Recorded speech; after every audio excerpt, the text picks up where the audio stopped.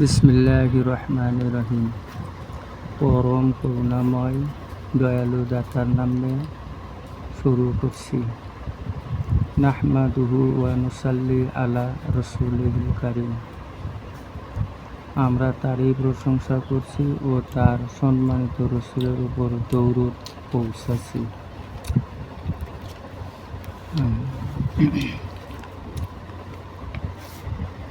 তরিকতের বিশেষ গুরুত্বপূর্ণ আলোচনা। পরকালে মুক্তিপ্রাপ্ত দল আকাইদ ও ধর্মবিশ্বাস অনুসারে স্বীয় আকীদা বিশুদ্ধ করিতে হবে।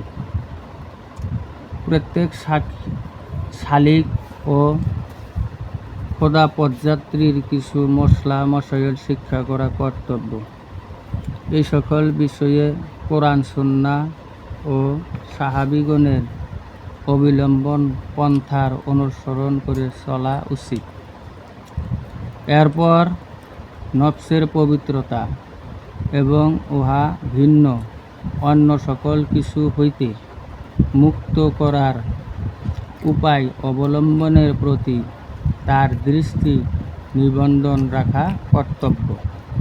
বুজুর্গানে দিন বলেন, হৃদয়কে যদি কাচের মতো স্বচ্ছ করিতে চাও, এই 10টি মন্দ স্বভাব থেকে নিজেকে মুক্ত রাখো: লোভ, দীর্ঘ আশা, ক্রোধ, মিথ্যা, গীবত, কৃপণতা, দ্বেষ, রিয়াকারী, অহংকার ও হিংসা। অতঃপর কালেবের নিষ্কুলসতা ও প্রজ্জ্বল বিধানের সদ্গুণাবলম্বীর দ্বারা ইহাকে বশীভূত করার প্রতি দৃষ্টি দিবে। আল্লাহর নৈকট্য যদি অর্জন করিতে চাও, এই 9টি সদ্গুণাবলম্বীর দ্বারা নিজেকে বশীভূত করো: ধৈর্য, শকর, অল্পে তুষ্টি, জ্ঞান, ধীর বিশ্বাস, তপজিব, আল্লাহর উপর সপর্দ করা, তাওয়াক্কুল, আল্লাহর উপর নির্ভর করা, রিয়া, আল্লাহর ফয়সালার উপর সন্তুষ্ট থাকা, তসলিম, দ্বিধাহীন চিত্তে আল্লাহর ফয়সালা মেনে নেওয়া। হৃদয় একটি স্বচ্ছ আয়নার মতো, এতে কখনো আল্লাহ ভিন্ন অন্য কাউকে অবকলন করবে না। সম্মান ও পদমর্যাদা লাভের আকাঙ্ক্ষা করা নিজকে পথভ্রষ্ট করার শামিল। ইহা হইতে সর্বদা পানা চাইবে। সময়কে অতি মূল্যবান এবং সুবর্ণ সুযোগ বলে মনে করিবে। উদাসীনভাবে অনর্থক কাজে উহাকে কষ্ট দিবে না। যে সময় চলে যায় তা আর ফিরে আসে না। বীরের মতো সৎ কাজে এগিয়ে যাবে। আনন্দ ও বিক্ষিপ্ততা সব কিছুই ঊর্ধ্বে অবস্থান করবে, কেননা এগুলো এক প্রকার পদার্থ।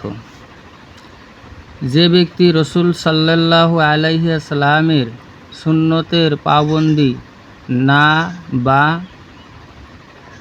সমতাবলম্বী না, সে ধরনের ব্যক্তির সঙ্গে সংসর্গে যাবে না, যদিও তার থেকেও অলৌকিক কিছু সংঘটিত হইতে পরিলক্ষিত হয়।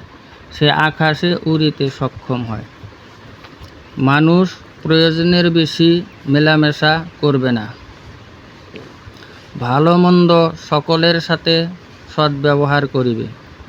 মানুষের সাথে বিনয় ও নম্র আচরণ করবে। বিনয় এবং শুভাকাঙ্ক্ষা পথ ধরে থাকবে। কারো বিরুদ্ধে প্রশ্ন তুলবে না। নম্র ও কোমলভাবে কথাবার্তা চলবে। নির্জনতা ভালোবাসবে এবং স্থির প্রশান্তি নিয়ে নিজের কাজ মশগুল হয়ে থাকবে। কখনো অস্থির হবে না। কোনো বিষয়ের সম্মুখীন হলে একে আল্লাহর তরফ হইতে আসছে বলে ভাববে। সব সময় মনের হেফাজত ও নেগাবানি করবে। আল্লাহ ভিন্ন অন্য কারো খেয়াল যেন এতে না আসিতে পারে। ধর্মীয় বিষয়ে অন্য মানুষের উপকার করিতে চেষ্টা থাকবে। খালেস অর্থ শুধুমাত্র আল্লাহর সন্তুষ্টি বিধানের নিয়তে সকল কাজ করবে। পানাহারে মধ্যপন্থা অবলম্বনের প্রতি লক্ষ্য রাখবে।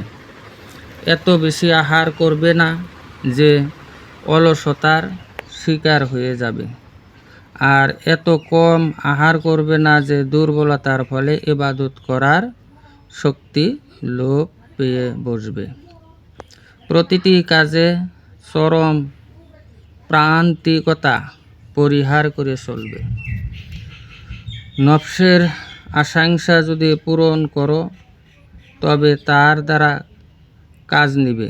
উপার্জন করে ভোগ করা উত্তম। কেউ যদি পূর্ণ তাওয়াক্কুল করে চলিতে পারে তবে তাও ভালো, তবে কারো প্রতি কোনরূপ আশা করবে না। মনকে সর্বদা আল্লাহ ভিন্ন যাবতীয় সকল কিছু হইতে মুক্ত ও পবিত্র রাখবে। কারো আশা বা ভয় রাখবে না। আল্লাহ ভিন্ন কারো প্রতি ভালোবাসা পোষণ করবে না। সত্য ও হকের তালাশে স্থির হয়ে থাকবে। সর্বদাই আল্লাহর সাথে অবস্থান করবে। কম বা বেশি সকল প্রকার নিয়ামতের গুরুত্ব শুকর আদায় করবে। দরিদ্র, অভাব ও ক্ষুধার দরুন অস্থির পেরেশান হয়ে উঠবে না, বরং এতে নিজের সম্মান, মর্যাদা ও গৌরব নিহিত রয়েছে বলে ধারণা করবে। আল্লাহর শুকর করবে যে তিনি তোমাকে ওলি ও নবীগণের মর্যাদায় রেখেছেন। সঙ্গী ও সংবিশিষ্ট লোকদের সাথে দয়ার এবং নরম আচরণ করবে। এদের ভুল ত্রুটি ক্ষমা করে দিবে এবং ওজর আপত্তি কবুল করবে। গীবত করা হইতে নিজেকে রক্ষা করবে। মানুষের দোষ গোপন করে যাবে। নিজের দোষের প্রতি দৃষ্টি নিবদ্ধ রাখবে। সকল মুসলমানকে আপনার চেয়ে শ্রেষ্ঠ মনে করবে। নিজেদের দিকটা হক হলেও কারো সাথে ঝগড়া বিবাদে লিপ্ত হবে না। সুফিগণের তত্ত্ববেদান এবং মেহমানদারির অভ্যাস করবে। দরিদ্র ও অভাবগ্রস্ত লোকদের সংসর্গে থাকা পছন্দ করবে। মুর্শিদ ও নেক লোকগণের খেদমত ও সেবা করিতে নিজের সম্মান ও গৌরব হানি মনে করবে না। নিজের যা কিছু আছে তা ভালো কাজে ব্যয় করিবে। এতে তার দ্বারা কোনো ক্ষতি হবে না। কোনো কিছুর সাথে আন্তরিক সম্পর্ক রাখবে না। কিছু থাকা বা না থাকা এক সমান বলে ধারণা রাখবে। দরিদ্র লোকদের পোশাক পরিচ্ছদ পছন্দ করবে। খাদ্য বা পরিচ্ছদে যতটুকু সামর্থ্য কুলায় ততটুকুতে সন্তুষ্ট থাকবে। নিজের প্রয়োজনের তুলনায় অন্যের প্রয়োজনকে অগ্রাধিকার দানের অভ্যাস করবে। ক্ষুধা পিপাসুর্ত থাকতে যা আল্লাহর গুণ ভালোবাসবে। কম হাসবে, বেশি কাঁদবে। আল্লাহর আযাব অনপেক্ষাতর ভয় রাখবে। মৃত্যু যা আল্লাহ ভিন্ন সকল কিছুতেই ফানা ও বিলীন করে দেয় তার প্রতি দৃষ্টি রাখবে।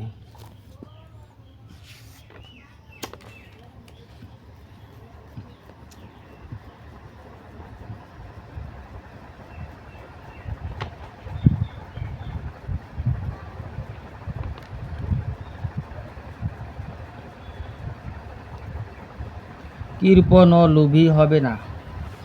লজ্জাশীল হবে, কম কথা বলবে, দুঃখ ও শূন্য ও সমঞ্জসতা পছন্দ করবে, আল্লাহর অনুগত্য, সৎ কর্মশীল এবং রাশভারী হবে। তাই সদ্ব্যবহার ও সদাচরণে প্রাণবাহ বলে গণ্য। অহংকার করবে না, নিজকে ভালো মনে করবে না, মাশায়েখ ও অলিগণের কবর জিয়ারত করবে, অবসর সময় তাদের কবরের পাশে এসে রুহানিয়াত সহ মুতায়াজ্জা হবে এবং স্বীয় পীর মুর্শিদের শুরুতে এদের ধ্যান করবে এবং ফায়েজ হাসিল করিতে সচেষ্ট হবে। কখনো কখনো সাধারণ মুসলমানদের কবরস্থানে যেও মৃত্যুর কথা স্মরণ করবে, এদের উপর সোয়াব রেশানি করবে, কেননা তারা আল্লাহ ও রসুল পাকের স্থলভুক্তি বলে গণ্য। যে আমি পীর হিসাবে তাদের স্থলে আর তারা মুরিদ বলে আমার স্থলে, এদের সংসর্গে সুবর্ণ সুযোগ বলে মনে করবে। এই যুগে এমন গুণাবলম্বীর অধিকারী পাওয়া যায় না। এদের বরকতপূর্ণ খেদমতে যে ফায়েজ হাসিল করিতে সচেষ্ট হবে।